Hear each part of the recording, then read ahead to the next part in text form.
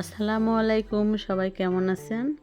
আমি আগের ভিডিওতে বলেছিলাম যে আমি বাবার বাড়িতে যাচ্ছি আমার ভাইয়ের মেয়ের আকিকা, সেই জন্য সকালে ঘুম থেকে উঠে দেখি এখানে খাসি জবাই করা হয়ে গেছে। এখানে মাংসগুলো সব কাটা হয়ে গেছে।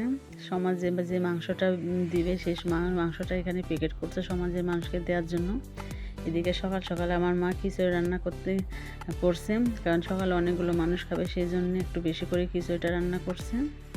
এদিকে যার যা মতন সবাই কাজ করতে শুরু করে দিয়েছে কাজ।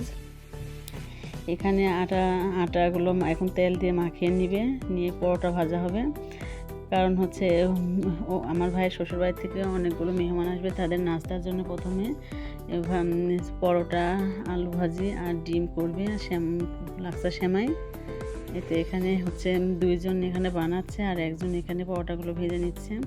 কেউ বসে নেই, যার যেমন সবাই কাজ করছে।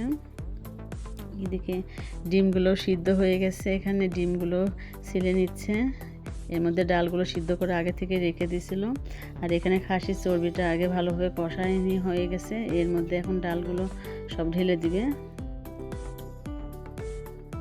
আমাদের এখানে দাওয়াতের বাড়িতে প্রথমে ভাতের সঙ্গে ডালটাই দেওয়া হয়, আর ডালটা দিয়ে খেতে অনেক ভালো লাগে। এদিকে ডিমগুলো ভাজতে শুরু করে দিয়েছে। আর এখানে গরুর গোস্তটা আগে মশলাটা না কষায় একবারে সব কিছু দিয়ে মাখিয়ে রান্না করবে গরুর মাংসটা। এখানে তো গরুর মাংসটা এখানে আজাচ্ছে আর এখানে কষানো শুরু হয়ে গেছে। আর এই যে এদিকে পাতিলে খাসির মাংস রান্না করছে। রান্না করার পরে এখানে হচ্ছে মানুষ সব মেহমান চলে এসেছে। এখানে অনেকগুলো মেহমান আসছে, মেহমান আসার কথা ছিল যা তার থেকেই অনেক মেহমান বেশি আসছে, সেজন্য বাড়ির অনেক মানুষ হয়ে গেছে। আর আমাদের দাওয়াতের মানুষ আগেই যা মতন খেয়ে সব চলে গেছিলো।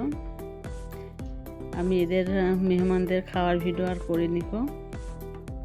খাওয়া শেষে আমি বাবুটাকে ভালো করে হচ্ছে একটু জামা কাপড় পরা দিচ্ছিলাম, কারণ নানির বাড়িতে যাবে।